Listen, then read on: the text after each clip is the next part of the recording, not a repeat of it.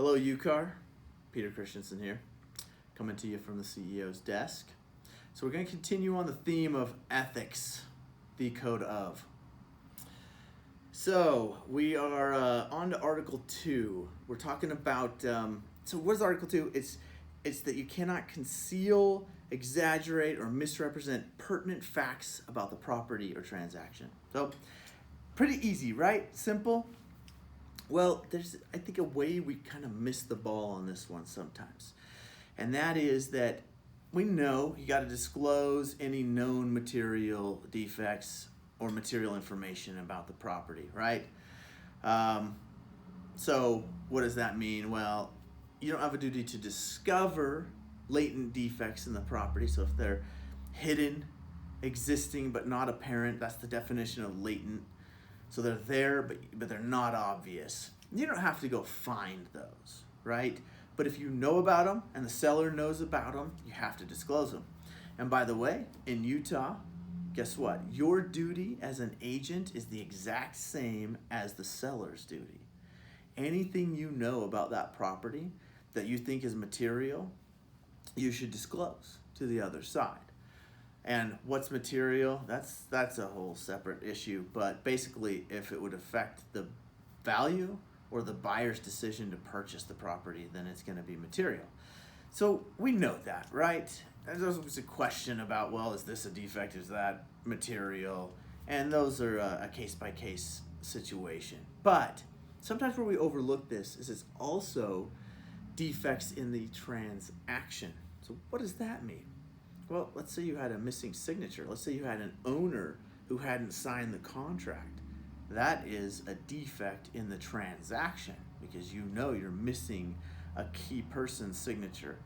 So you can't conceal that or misrepresent that. You would have to then come clean and say, oh yeah, by the way, we thought we had everyone's signatures, but we're missing one. You don't wait to say, I'll bet we can get it before the transaction's over. No, that's bad. Also, I think the number one way this article is probably violated is in not getting earnest money on time. So you cannot misrepresent as a buyer's agent that you have the earnest money when you do not. And I would take it a step further and say you have a duty to disclose if you do not receive the earnest money on time. I think state law probably supports that as well. So there are things that are confidential that you do not reveal unless your client gives you permission to. Defects like this are outside of that. You have an affirmative duty to disclose.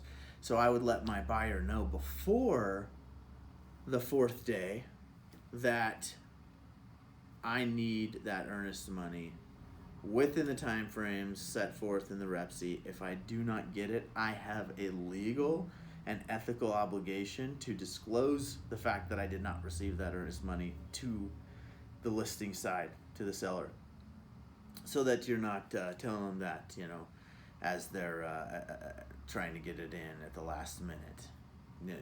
Bad time to throw that threat out. And it's not a threat. You just let them know. Don't put me in this situation. Get it to me on time. So hopefully that helps. Little deeper dive into Article 2 of the Code of Ethics. Also want to remind you of something. Depends on when you watch this. I guess it doesn't. It's probably going to be pertinent for years and years to come.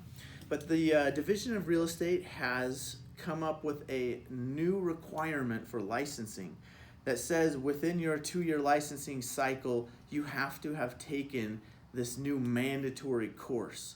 I'm not sure what the official title is yet. They're just developing it. But it's now available. It may be just the mandatory class. That may be what we call it. And we're scheduling times here at UCAR. I'm sure other boards are as well. I know there's already a couple online versions out there. But basically, if you have to renew your license starting in 2020, anytime, January 1st of 2020, I guess it doesn't work that way. January 31st of 2020, you have to renew your license. You're going to have had this class. That's why they started offering it already. It'll be offered at UAR's convention as well in St. George this year in September. Look for times. We're going to start trying to add a few more classes. I think we have 2 or 3 that we've got on the calendar right now. So think about that. Make sure it doesn't catch you unawares. And it should be a good class. Just covers agency, the REPC, and what new changes have come up in the past year. So it's a 3-hour course. So be aware of that, look for that, and make sure you get that done in time and aren't scrambling, because it might be kind of hard to find the last week of your license renewal. Thanks for tuning in. Have a great day.